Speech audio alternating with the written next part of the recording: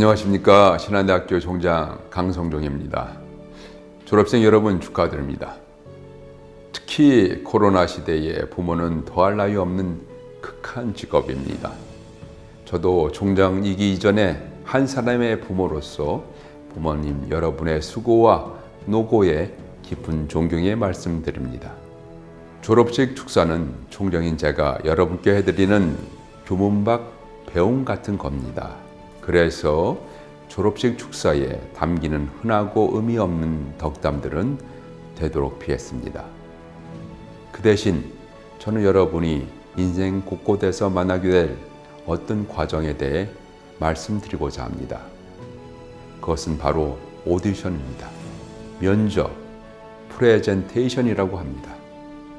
말만 들어도 압박이 느껴지겠지만 여러분들이 인생의 다음 스텝으로 나아가기 위한 숙명적인 과정입니다.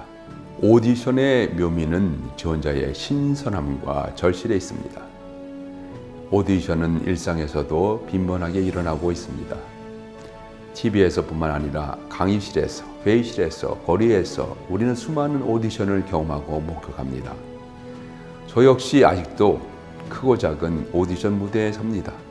학교 발전을 위해 누군가에게 제안하고 설득하고 지원과 동의를 이끌어내는 모든 일들이 저에게는 오디션입니다. 그래서 저도 설득과 표현에 대해 힌트를 얻고자 오디션 프로그램을 즐겨보는 편입니다. 여러분도 아실지 모르겠지만 저의 눈길을 끌었던 여러분 또래의 청년이 있었습니다. 어떤 오디션에서 자기를 노란 신호등 같은 가수라고 소개를 했습니다. 원문을 그대로 옮기면 이렇습니다. 저는 노란 신호등 같은 가수입니다. 노란 신호등은 빨간불과 초록불 사이에 자기 자리가 없습니다. 딱 3초간 빛나고 사라집니다.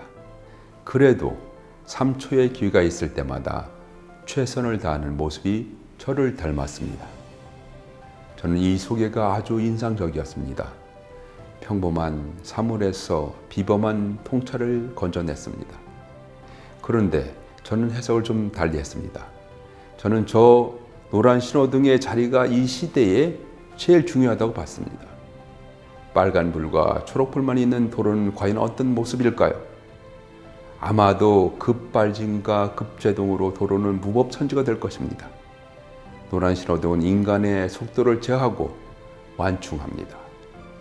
그러면서 도로의 질서를 잡고 유통을 원활하게 합니다.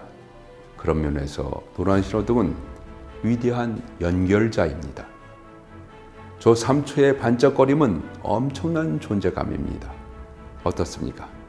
제 관점에 동의하시는지요?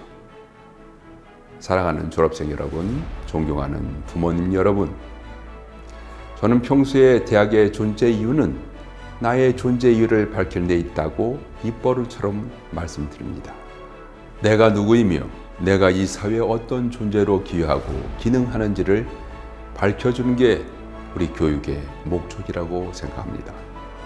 저는 졸업생 여러분들이 앞으로 있을 무수히 많은 인생 오디션에 나가서 이렇게 말해줬으면 좋겠습니다. 노란 신호등의 부재가 낳은 대형 사고가 바로 코로나라고 말해줬으면 좋겠습니다. 인간 문명의 급발진과 급제동이 생태계를 혼란에 빠뜨렸다고 말해줬으면 좋겠습니다. 그 결과 오늘날 기후위기가 초래됐고 바이러스가 창궐했다고 말해줬으면 좋겠습니다. 그래서 나는 노란 신호등 같은 존재가 되고 싶다라고 말해줬으면 좋겠습니다.